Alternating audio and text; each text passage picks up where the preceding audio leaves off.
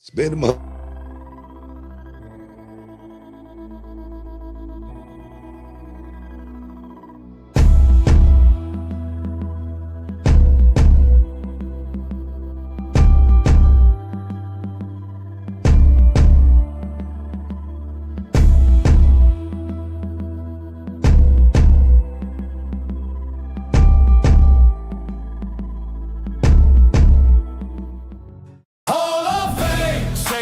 Let it rain. Hall of Fame. Every word's a heavyweight swing. Hall of Fame. Built on blood, sweat, and pain. Hall of Fame. Put respect on the game. Put respect on the game. Hey. Put respect on the game. Hey. Yeah. Put respect from the mat to the mic, from the grind to the glow. Every scar got a story. Every win you already know. No gimmicks, no smoke. Just the truth when we speak. If it moved the culture, we the ones you should seek. They been watching the climb, now they hear the voice. When legends talk legacy, they ain't really a choice. Hall of Fame. This ain't hype, this is fact. Hall of Fame. Every era intact. Hall of Fame. Past, present collide. Hall of Fame. Forever certified. Put respect on the Booker T certified. 5 times solidified. Brad Gilmore verified. Voice of the fight amplified. Of his legacy we testify. Of his greatness we let it fly. History don't whisper. It speaks when we arrive. Hall of Fame. Hall of Fame. Hall of Fame. Legends never change. Live from Houston, Texas, and around the world. It's time to get your champagne wishes and caviar dreams. Welcome inside the Hall of Fame. Now, can you dig that?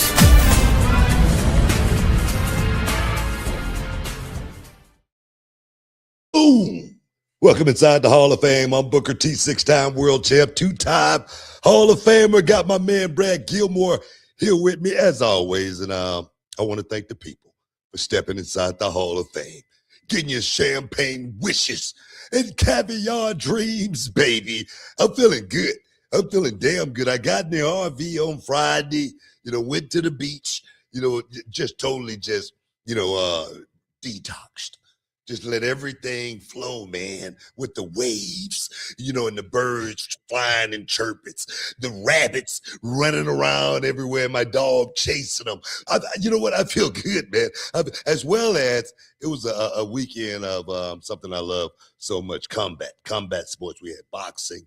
We had the inaugural MVP MMA show kicked off on Netflix, which something for me, I was loving it. Big announcements was made as well this week that we definitely got to talk about. But Brad, how you feel, man? No, you know what? Before you even say anything, like I said, I was in such a great mood this weekend. I came home and I was invited to go watch Fury. Fury is like the MMA group, for the guys coming up trying to get to the UFC. And I went down there. The guys at Fury rolled out the red carpet for me and showed me first class treatment. I want to thank those guys. I want to thank the fighters, man. The fans were totally off the hook, man. I'm gonna tell you, I'm gonna be a regular, at Fury going forward. Over at the Escapade. So guys, if you're anywhere in the Houston surrounding areas and you hear about it, I say check it out, man, because my son went, me and Kendrick went, and we had a great time, dog, with my boy Trey the Truth. And we was in the ring and everything, you know what I mean? We was live on television, you know what I mean? I got him in the headlock, So we had such a great time of fight festivities this weekend, man. So just wanted to thank those guys over there. Oh man, yeah, Fury. I mean, I've actually seen some of their clips online. I've never been to a show. And Escapade, that's over there by the airport, right? Yeah, it comes on Fight Pass. Fight Pass, yeah. And actually, man, the fighters it was great, man. I mean, I'm talking about knockout. I mean, the women fight was a blast, man. I'm talking about big 2-piece with a side of fries, knockout. You didn't even see it. I mean, it was great. It really was. And the atmosphere was, man. I can't wait till the next time. That's the only thing I can say about it. You missed out. Maybe next time. Maybe next time. I will say I'm gonna have a lot of thoughts, obviously, on the MVP thing. from some of my professional responsibilities over there on CW, the people at Netflix brought me out to see it, and it was definitely a spectacle. And I know that we're going to get into that, but I also don't want to forget to say right now, Glory 11 goes down this Saturday from the Walker, Texas Lawyer Arena. Cap Jones just announced today, former WWID champion. We know that EK Prosper scheduled to be there. AJ Francis scheduled to be there. And AJ's been talking mad greasy, BT. So I'm excited to see him get his comeuppance in what I believe the rumor is a steel cage. It's no rumor. It's no rumor. I'm the one who makes all the decisions. You know what I mean? I got the board. The board gave me my old job back, and it's back to business as usual, man. The best matches, the biggest matches. The biggest highlights we can get, the most viral moments that we can create at Reality of Wrestling. That's what it's all about. That's what it's all about. It's not about anything else. So guys and ladies, y'all better get ready to make a run. If you want to be at the top of Reality of Wrestling, I'm gonna give you some advice right now. What's something. Advice? Do something. All right, just do something. All right, that's the best advice I can give you. Do something. Just whatever you do something. Damn it. So that's going to be going down obviously this Saturday. I have to ask you though, did you along with the rest of the hip hop community, did you listen to the new Drake albums? Are you a Drake fan? I don't know where you sit on Drake. You know what? I'm not a Drake fan. I mean, I listen to his music when it comes on the radio and it's good. But I'm not one that seeks out Drake to see what kind of lyricist he really is or anything. I like Drake music though. Every time he come up with something hot, I'm on it. You know what I mean? So, man, I'm gonna have to check it out. I didn't know because you said on the show that you had named Kendrick from Kendrick Lamar. That's where not named after him, but that was like where you got the inspiration for the name, I believe. Yeah, what I remember you telling me. I mean, just from when I first listened to Kendrick's music, it captured me, and I was like, "Wow, man, this dude is really." And the name was cool, and I was thinking about the names with just Fortune Twins go Kendrick and Kennedy, but Kendrick definitely inspired me to name my son Kendrick, and hopefully my son will have some of those traits, man, to go out and say F the world and I'm gonna be great, no matter what. That's what it's all about. I'm going to say I'm a big Kendrick fan. I'm a big Drake fan, too. I know Cali Toenail's in the chat, and he's probably not a Drake guy since he's on the West Coast. And that Too Hard for the Radio, I'm sure, it's a song off Iceman where Drake takes a lot of shots at the Bay and the West Coast rappers. So I'm sure he's not a Cali fan. But I will say this. This is what I thought was such a great move, Book. What's a great move? Drake had 3 more albums he had to give to Universal to get out of his deal, right? He still had to deliver 3 albums. And he had been hyping up Iceman, this is my next album. And then at midnight, he drops 3 albums on one night to get out of his deal. Iceman, Habibti, and Maid of Honor, which was a really smooth move from Drizzy Drake. So I appreciate his business acumen. Yeah. You know what? I like that. He's got some great tunes. Yeah. Hey, he might want to stay up the rap beats though, man. You know what I mean? Just coming off this Julio Fulio thing. all them boys got convicted. All of them got convicted. One of the kids, I think his name was Gathright. He broke down crying when they said, he was guilty. Broke down crying. Gangster. You know what I mean? So guys, stay away from this beef stuff. You know what I mean? I really don't think it's needed. 5 lives ruined. 5. And not just to mention the families and stuff like that, the kids.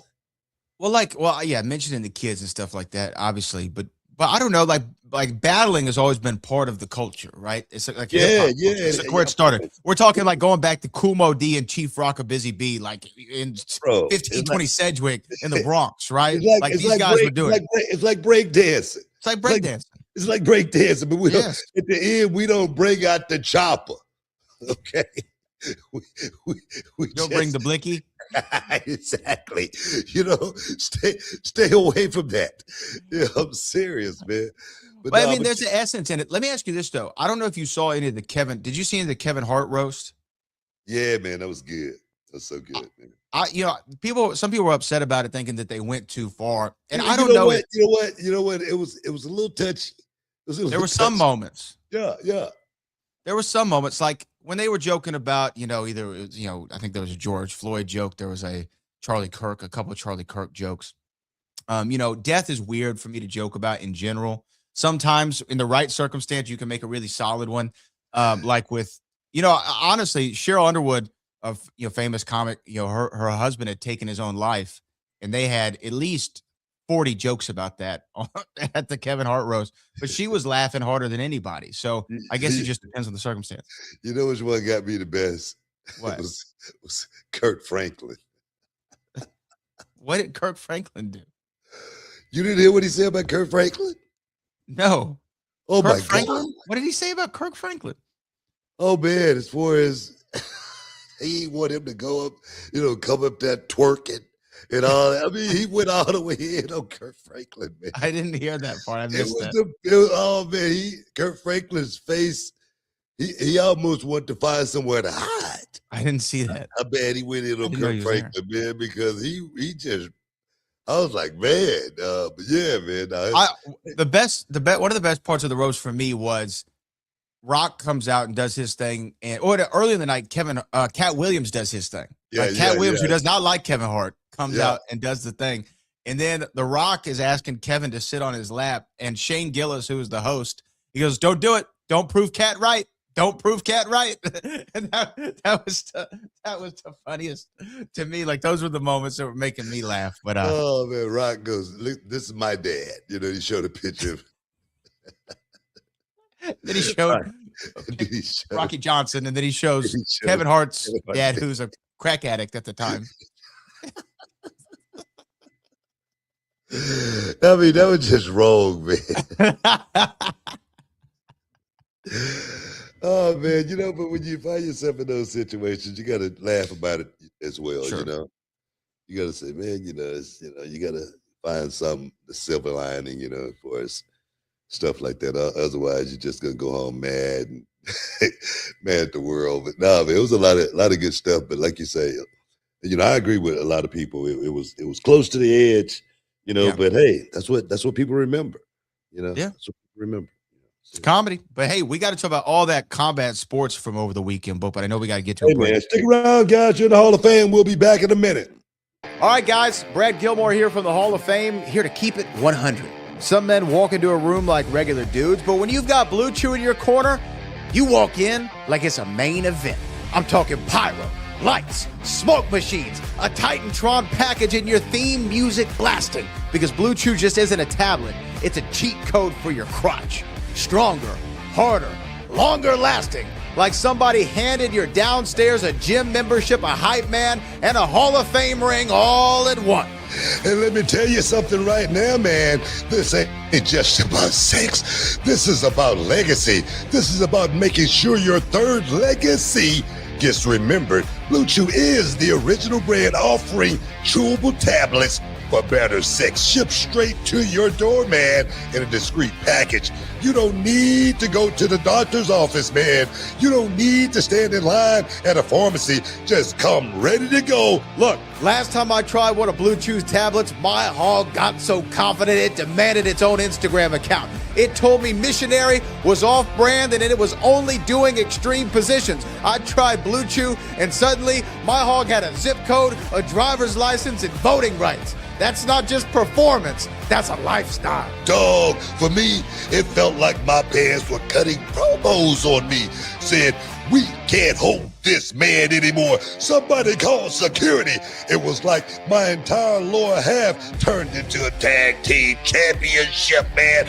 And my brother, sometimes it's not even about the action. It's about walking into the room knowing you're holding a steel chair under the table, man, ready to go whenever the bell rings. Look, this just isn't a supplement.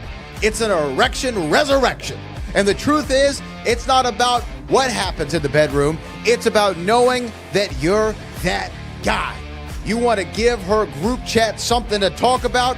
You want to hear your name come up at brunch? Lay it down with Blue Chew's help. And believe me, they'll be talking about how it gets up. And that's real talk, guys. You only get one career, one championship run, and one chance to etch your name in the history books. Don't leave your legacy to chance. Step into the ring with Blue Chew and become a legend. And we've got a special deal for our listeners. As always, you get your first month of Blue Chew free. Just use promo code BOOKER at checkout and pay $5 for shipping. That's it. Join Blue Chew's mission to upgrade humanity one thrust at a time. Use promo code BOOKER, BOOKER, and head to BlueChew.com for details and safety information. Want to thank Blue Chew for sponsoring the podcast. Now, kid, you dig that, sucker? Oh, welcome back inside the Hall of Fame. Y'all here on ESPN 975. Man, like I said, man, this weekend for me was, like I say, relaxation. Being able to just sit in the RV and, flip on the television and watch fighting literally like all day. I'm serious, because I got Pluto TV in the RV. I got the Fire Stick and all that stuff, so I can watch like local guys fighting all over the place. So it was just like binging out this weekend and totally just enjoying something I love so much. And it was a perfect weekend for it. It really was, because we got to talk about, first and foremost, the inaugural MVP debut on Netflix. First of all, what did you think about the presentation of MVP? Well, from a television perspective, I couldn't answer it, but I will say, from the vibes that were there, it was a well-ran event. I mean, similar to MVP shows were before. I mean, you have the biggest streaming platform in the world, helping out on production. So from my angle, the production looked great. I mean, what about you? You know what? It had kind of the old UFC feel. Early UFC stuff. Yes, I agree with that. I swear that's what it kind of made me feel like. Just because the guys came out and they had their they were dressed a certain way. They looked, it seemed like they looked like, some of them looked like characters, when they came out. It had more of a wrestling-like feel to it. A lot of wrestling. But it had that gladiator feel at the same time. I must say, I didn't get a chance to see any of the undercard or anything like that. I got to just watch the main card. And I must say, it was a very, very entertaining card. Just from my position, just because I love fighting it, I really don't care. Like the one guy, I mean, I didn't write his name down, but he was the heavyweight. Fought early with the blonde hair. I'm looking up the results right now. I'll tell you. What was his name, man? Because that fight, he wasn't the best fighter in the world or anything like that, but the knockout came. Robles de Spain. And he's fighting Dos Santos, right? Yeah, Junior Dos Santos. Yeah, and I swear, man, of course, Junior's not the fighter he once was. Junior, was a stand-up guy as far as a boxing perspective, and I think Junior in his prime would have got this guy, Despadia. I really think Junior would have got that guy out, in his prime. But the knockout, it was beautiful.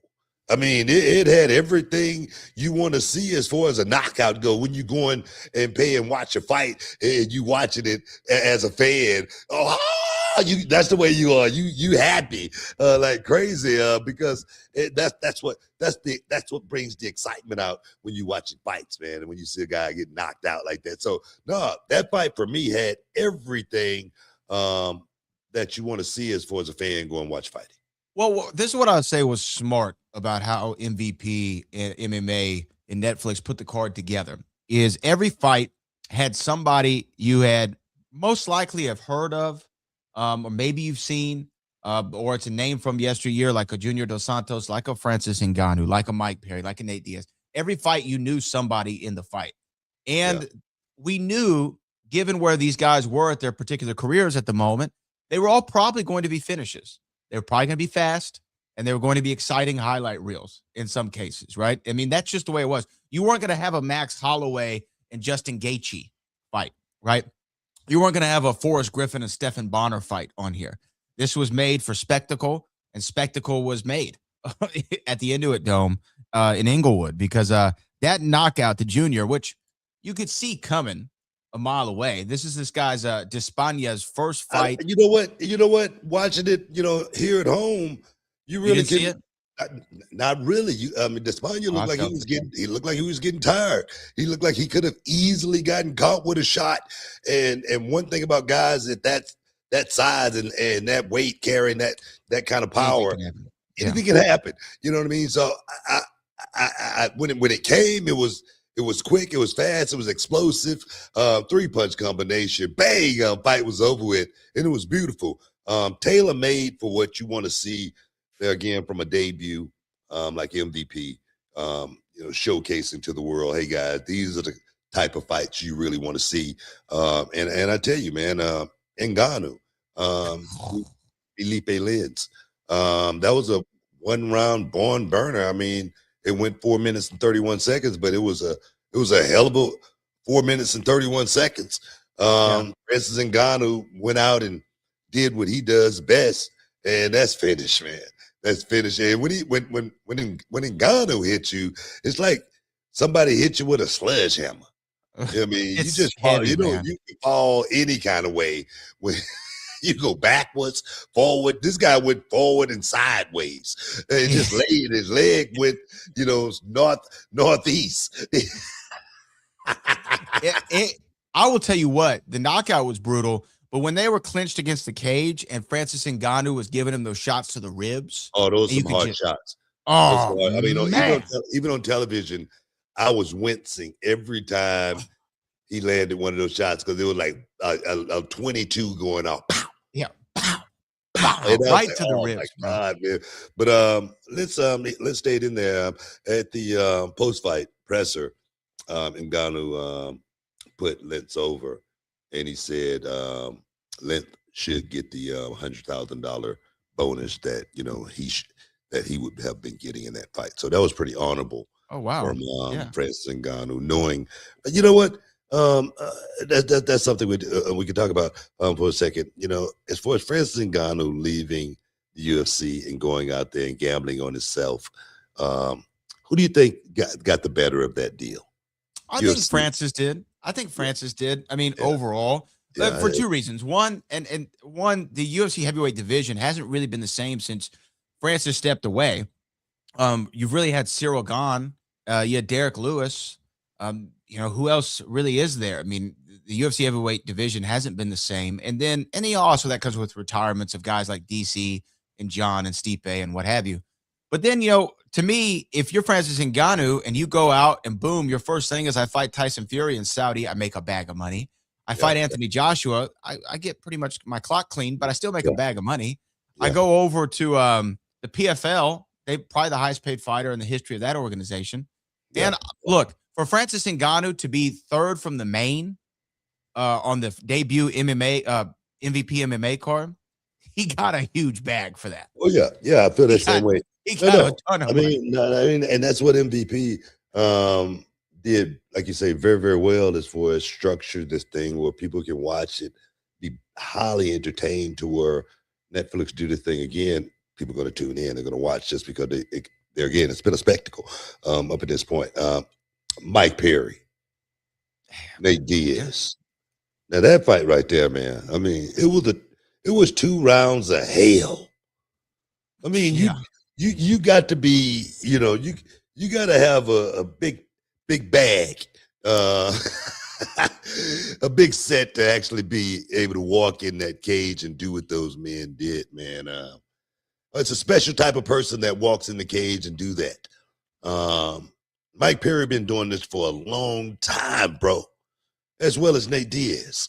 And they went out there and they let it all hang out in that cage, man. I'm talking about bruised, battered, and torn, bloodied up, crimson mask. All for the fans, man. All for the people. Of course, they got a good payday. Hell of a payday. And I'm so glad, guys like a Nate Diaz and Mike Perry are able to get paydays, like they got, doing this fight. Just because, man, those guys been in the trenches a long time, man. And they can't do it forever. They needed this fight. And both of those guys needed each other to go out and be able to create that kind of magic outside of, a UFC cage, So I give those guys props, man. Big props, man, because it was a war. It was war between those guys, and there was no quit. It was no quit. Of course, Nate, he couldn't come out for the third round, but it was a reason why. He was bleeding from he was bleeding from everywhere. The back of his head, the side of his head, over his eye. And, look, if people who watch the sport for a long time, Nate Diaz is going to bleed. You know what I mean? Nate Diaz bleeding is just as likely as John Moxley bleeding, right? In AEW. Like, it's going to happen. It's just how quickly are they going to get to it? And so Nate was busted open, but you could tell Book at the end of that second round, he was barely, his gas tank wasn't really with him. He had lost a lot of blood. He'd taken a lot of shots. He was trying to lean up against the cage just to try to throw a side kick. The stoppage was the right decision. I'm going to tell you, when I saw the cut, man, working on him, and like you say, he was doing everything to stop the blood in that 1 minute he had to actually get it done. And every time he patch him up, he go to the next place, that spot start bleeding again. Yeah. He go down here, patch this one up, and go here, this spot start bleeding again. And then he go to the top. That's like a legendary guy who does it. Yeah, exactly, man. And then at the end of that minute, he just said, he can't come out. He's done. And it was beautiful. It was a beautiful fight. Guys, we got to take a break before we talk about that main event, man. What a main event. What a main event. Stick around, guys. You're in the Hall of Fame. We'll be back in a minute. What's up, everybody? This is Brad Gilmore and Booker T for the Hall of Fame podcast. And Book, I've been trying to get my mornings together lately. Not perfect, just better. Less chaos, less fog, less of that, why did I drink 3 coffees and now I'm vibrating out of my chair feeling? Man, I know exactly what you mean. I used to hit the coffee hard in the morning. Then by noon, I'm crashing like I just got hit with the bookend. That's not good, dog. That's why I started messing around with Mud Water. It's a coffee alternative made with cacao, chai, turmeric, and functional mushrooms, stuff like lion's mane and reishi, and gives you this smooth, locked-in focus without the jitters or that nasty crash. And check this out, if you still want that real coffee taste, they've got a new low-caffeine coffee brand, only 45 milligrams of caffeine, but it's got L-theanine and those same mushrooms, and it feels so good, focused and steady, man. Not wired, not shaky, just ready to handle some business. Yeah, Book, it's become part of my routine now. You just throw the powder in a mug, add hot water, mix it up. Some people add creamer, honey, whatever. It's easy. I like this part. Everything in it is organic, non-GMO, gluten-free, vegan, kosher, no sugar, no weird stuff, man. Just clean energy that actually lasts. Plus, you can grab it online or even find it at Target and Sprouts now, which makes it super easy. If you want to get your morning started smarter, head to mudwater.com/Booker right now and get up to 43% off your entire order, plus free shipping and a free rechargeable frother when you use code Booker. That's right, up to 43% off with the code Booker at mudwtr.com/Booker. And after you order, they'll ask you how you heard about them. Tell them that the Hall of Fame sent you. That's what I call starting the day like a champion. Now can you dig that, sucker? Boom, welcome back inside the Hall of Fame, baby. Talking about that MVP card that went down this weekend. Brad was there. Brad was in the house. You know what I mean? So you could tell me how it felt when the main event got ready to get started. I mean, it had been years that we've seen Ronda Rousey inside the cage, and then Ronda makes that walk, taking on Gina Carano. What was the buzz like, man, in the house? I mean, what kind of seats you had? First of all, what were you sitting? Cage side? I had the best. You were cage side? No, I wasn't cage side. Okay. But I was up in that first little section. It was nice. It was good. But what I will tell you is this: I was asking around the whole day because I was just kind of curious of because I'm a fight fan.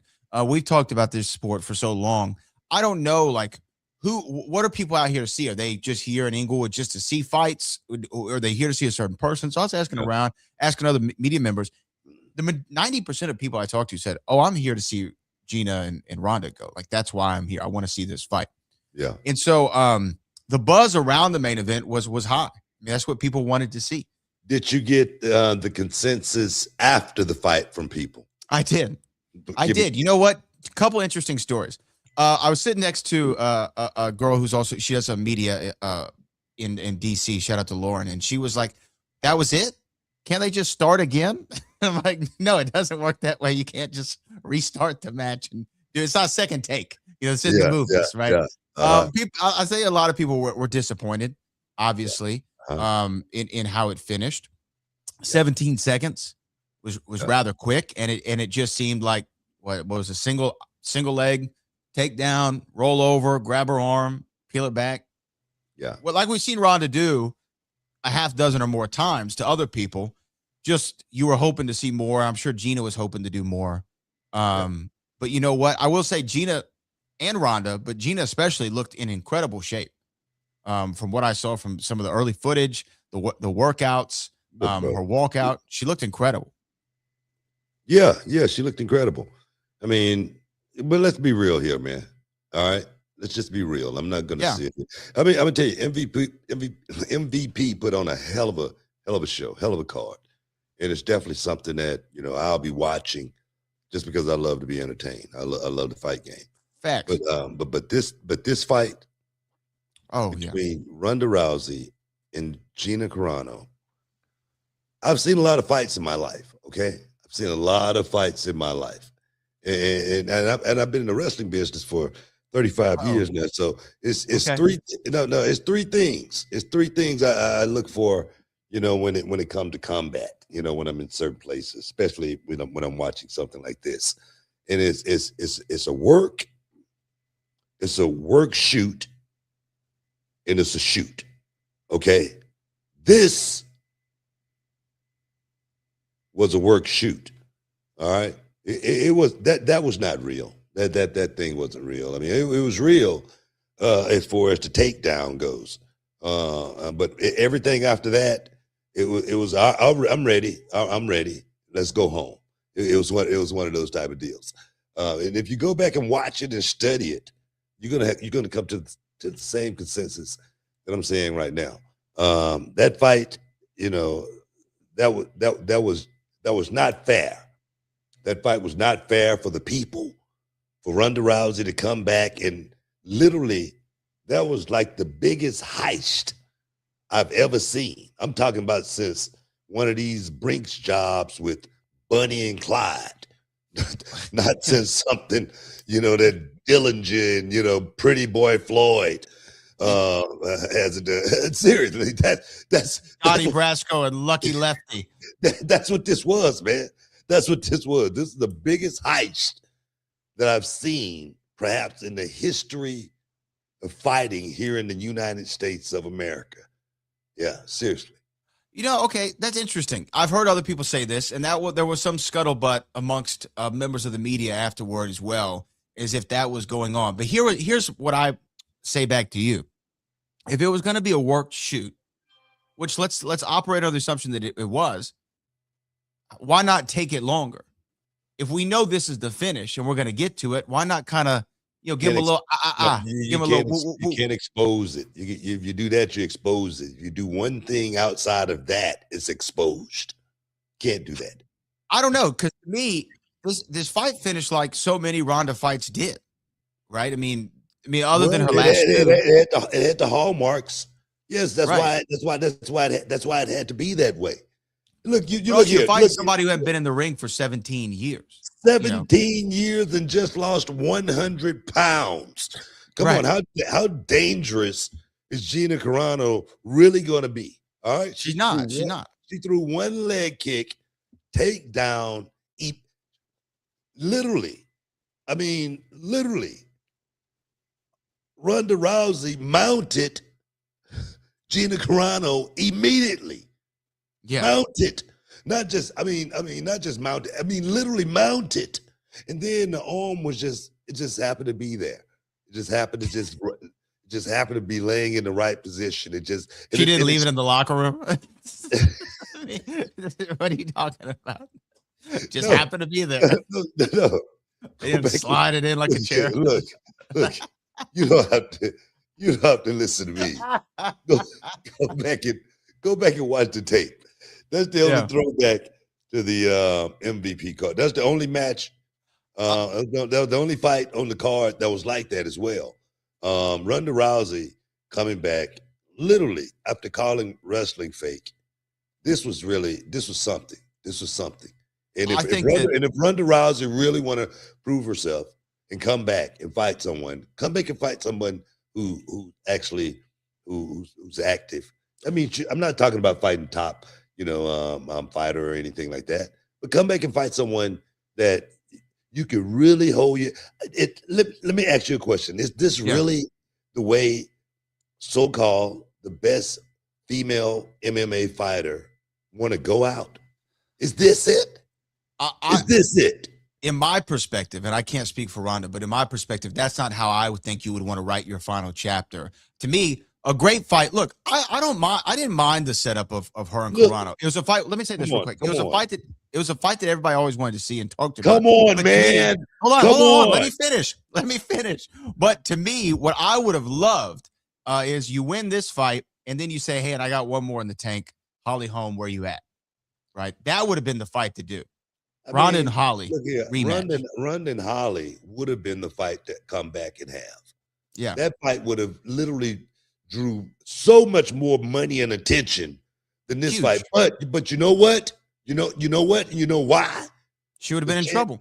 The chances were too high for her going out there and losing. And that's what Ronda could not do. That's why this fight was a farce. That's why this fight had no meaning at all. Her and Gina Carano. It was a fight that she couldn't lose in no way, shape possible. In the way she won it. Okay, it was what it was, but it wasn't, and it shouldn't be the way a true champion would want to go out. A true champion. Look, I don't disagree. With the fight finish. Had there been more of a competitive nature to it. You're saying it was a fix too. No, I'm not saying it was a fix. I'm saying I'm saying I understand why some people. But some people, and I hate to even name drop in this moment, but some people loved it. And I was at the little Netflix lounge afterwards, and the director of Titanic and Avatar, James Cameron, was captivated by the fight. Captivated. We sat and talked about it because he had never been to a fight, and he was talking about how Ronda was focused and she came to the ring. That wasn't my friend. Boom, took her down, ripped her arm off. He was on a high. No diss to James Cameron. Like you said, he's never been to a fight, right? That's what he said. He's probably never been in a fight either. Hey, look, James Cameron gave us True Lies. It probably was very entertaining. Titanic, Avatar. Look so Aliens, what? Terminator 2. Like I say, he's probably never been in a fight before. So, yeah, I'm sure it was very entertaining. No doubt. But I will say, in the environment now, as well as like what we were talking about in this show right now, is like all the fights leading up to it, there was so much action and so many like, holy crap, did you see that, bro? Whoa! Man, look here. You know what? It's always room for one match on the card like that. Yeah, it's always room. If it went around, right? If it went 3, 4, 5 minutes, 3 minutes, right? To me, I think people in the same finish, same way. I don't think people would have thought about it. I get it, but it was the fastness. Look, guys. Look. I'm just being real here. If you have not had a fight, you can have fought, in your younger days, and you haven't fought. You retired. You haven't fought for 17 years. Yeah, it's not going to be the same. No. Okay, it's not going to be the same. You're not going to be the same person. And for anyone to think that for a moment, Gina Carano had a chance at going out there and winning that fight after being out of the cage for 17 years, 100 pounds that she had to lose. Come on, let's be real here. I know we're a little over time, but let me say this real quick before we go to break. Is in my estimation, even though in loss, this was a complete win for Gina Carano. This is a win. profile's elevated, name's back out there. After her little scandal she had with Disney a few years back, boom, she's back in the limelight. She lost 100 pounds. She looks great. You know what? It motivated her to lose 100 pounds, and that's great. I love that. I love that for Gina. But I don't know if you heard, Gina Carano's family got a $725 million stake in a casino in Vegas. I don't think she needed the money. Okay, so that's on another level. We got to take a break. Stick around. You in the Hall of Fame. You lost 100 pounds and found 500 million. We'll be back in a minute. Hey, what's up, y'all? It's your boy, Booker T. And before we get rolling today, man, this message right here is sponsored by Raycon. That's right, Book. Raycon's everyday earbuds have officially become the go-to gift for this holiday season. They sound great. They look great. They last all day long and then some with 32 hours of battery life. Yeah, dog. And that's no cap, man. These things are built for real life, and I wear mine all the time, and they stay in place. They don't fall out, and they're comfortable as can be. Over 4 million people already got a pair, man. And if you've been curious, now is the time. Oh, yeah. You're right, BT, because here's the deal. Black Friday, Cyber Monday, Raycon is giving up to 30% off all products. It's perfect for gifting. And if you're like me, you're going to keep a couple pairs for yourself. You know me, man.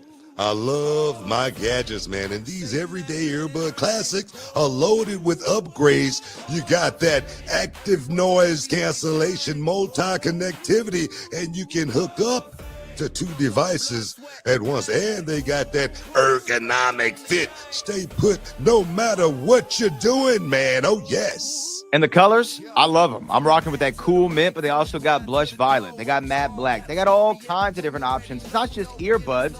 It's an accessory that matches your vibe. And get this. You can quick charge these bad boys. 10 minutes get you 90 minutes of playtime.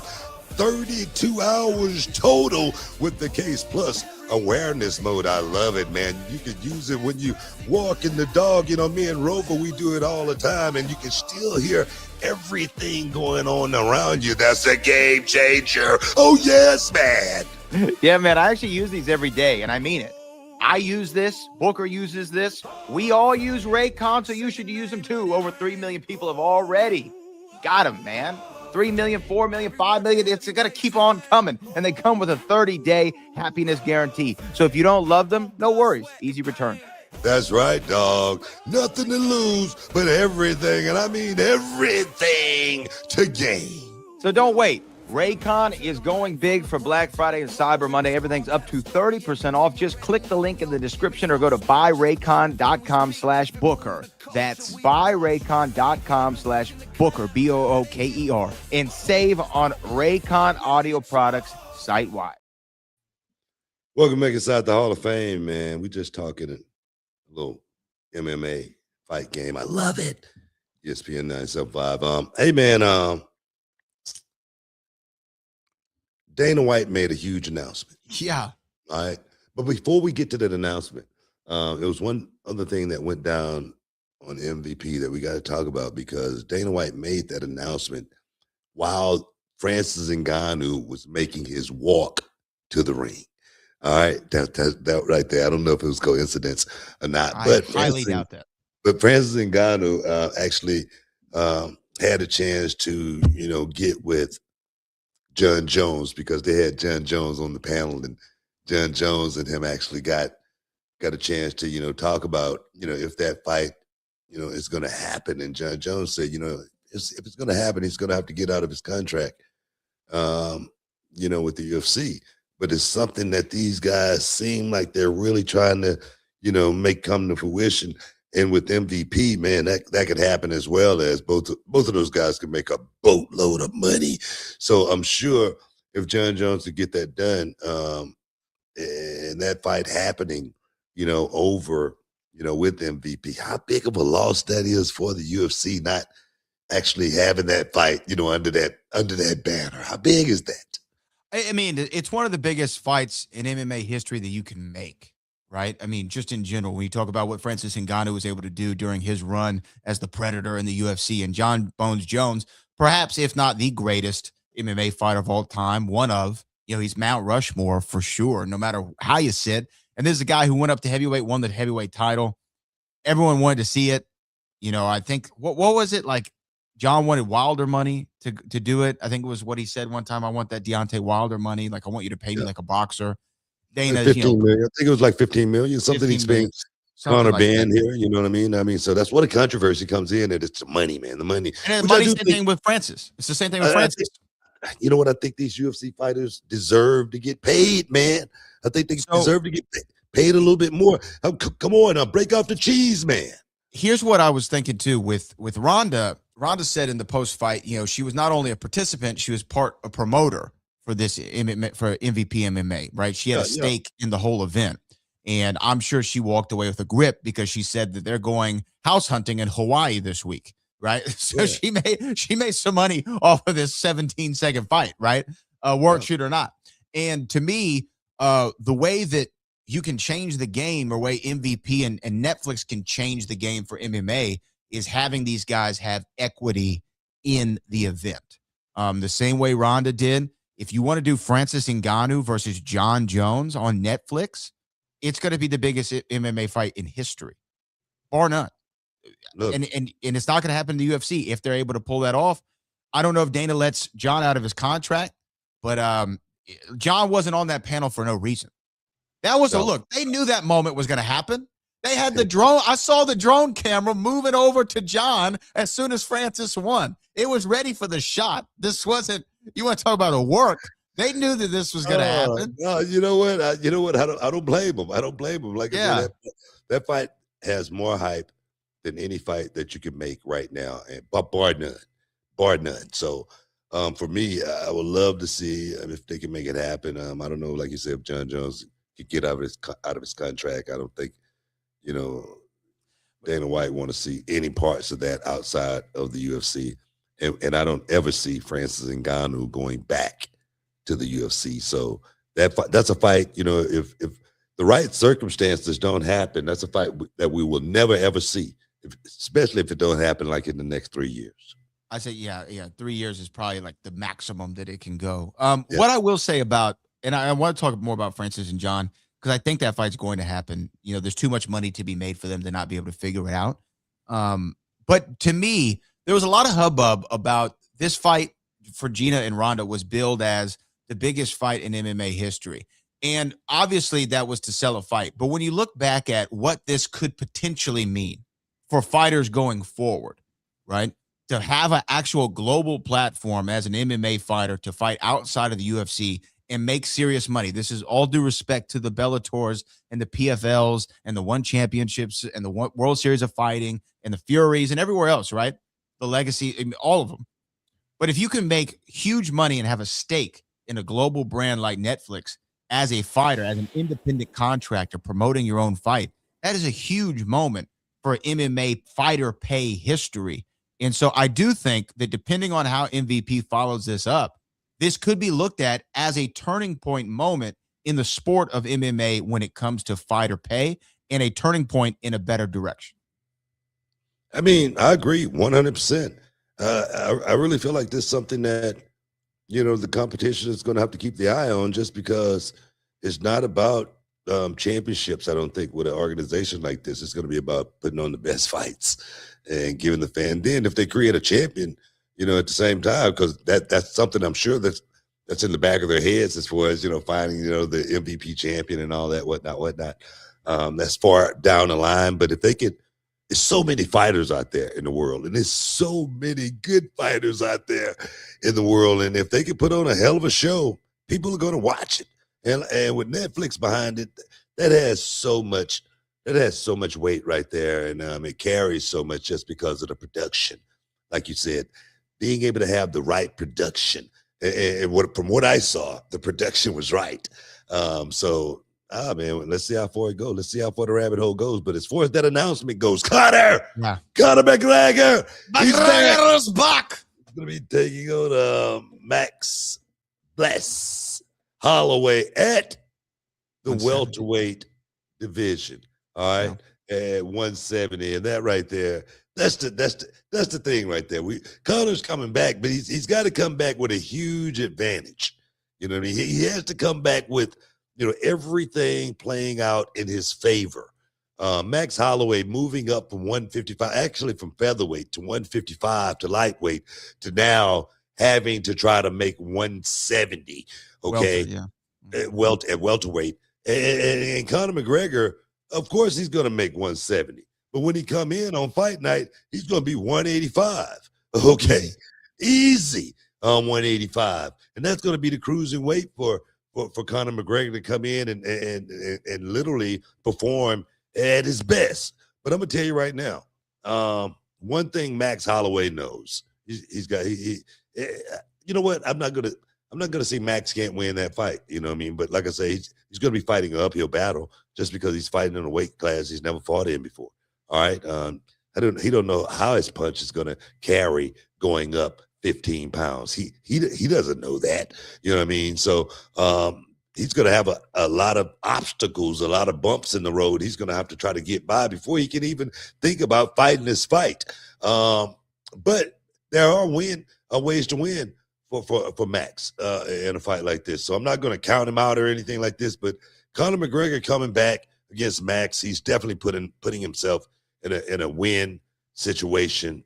But there again, Max is not one you could actually just go out there and say, I'm going to walk through this guy. So still can be a good fight. I think it's going to be a compelling fight for a few reasons. One, Conor McGregor coming at 170. We've seen him fight at 170, I think, for the last few fights. So this is nothing new for him. For Max, yes, this is a jump. And the last time these two guys fought each other, because this is a rematch, they fought at 145 pounds. So when you think about that, that is a huge jump in weight for a guy like Max Holloway, who has a long, thin frame in general. When Conor was fighting at 145 and 155, he was struggling to get down to that, and he was huge against his competition. Always, he was massive, much bigger than those guys. Much bigger. That's why he was so elite at that level and at those two weight classes. At 170, he started to get some trouble, especially from guys like Dustin Poirier, who are comfortable fighting at that. But what I will tell you too is Conor McGregor's had a 5-year layoff, I think, since the leg break against Dustin Poirier. I remember when Silva and Weidman came back from that injury, they looked nothing like themselves, right? Ever again. And so I don't know how insurmountable that is to come back from if you're a Conor McGregor. And I will tell you this too. When Conor had that layoff after Khabib and he fought Cowboy Cerrone, to me, I was like, okay, I mean, he's going to beat Cowboy Cerrone like within the first few minutes, right? It's all due respect to the Cowboy, but like we've seen him take enough L's to know how that was going to play out. Max Holloway, to me, is a different beast. He's a different beast. And he's someone who, like you said, I can't just say Conor's going to walk through this guy because he's a BMF. He is an elite mixed martial artist. And I'm interested in it. I think that it's a huge fight if it happens. I have no certainty that it will even happen. Why is that? Remember Michael Chandler, the Michael Chandler fight with Conor, right? We were promoting, we were doing the interviews, we were getting ready. But this thing is Saturday, July the 11th. Right. All right. When did the Chandler fight get called off? The 2 weeks before? A week before? But Conor could not call off this fight on this short of notice after it just got made and not, be able to come back from something like that. There's no way he would be able to come back. Until I see him walking into the octagon, I don't believe Conor has to make this walk back to the octagon. There's no way. Dana White, as cautious as he is about fighters, to think that he's going to announce that fight, and that fight not be etched in stone to where he can't sue Conor and from every which way to Sunday if he was to pull. I'm telling you right now, he's going to show up because he think he can win that fight. It's a fight he can win. Let me ask you this too. If it's that soon, we're talking a matter of weeks from the White House card. Why wouldn't you do this at the White House card? This would be the biggest fight in the history of the world to do at the White House. You can't trust Conor for that.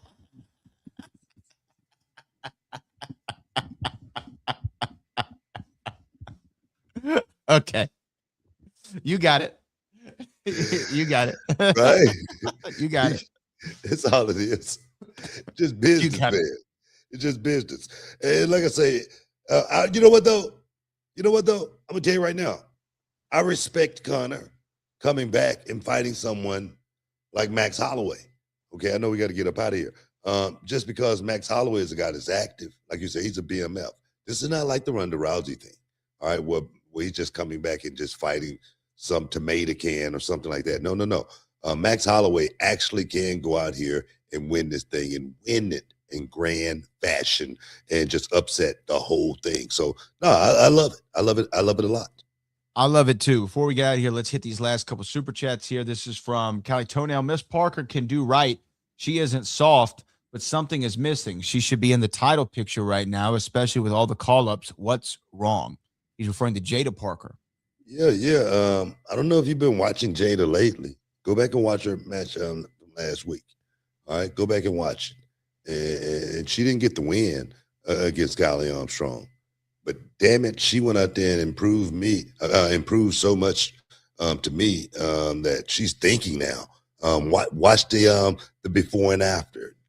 Give Jada Parker, and right now she's getting ready to go into the biggest angle of her career with Natty. So she's going to learn more over this next 3 months with Natty than she could have learned in NXT perhaps her whole time there. So I'm going to tell you right now, just keep your eye on Miss Parker. And not a hard thing to do.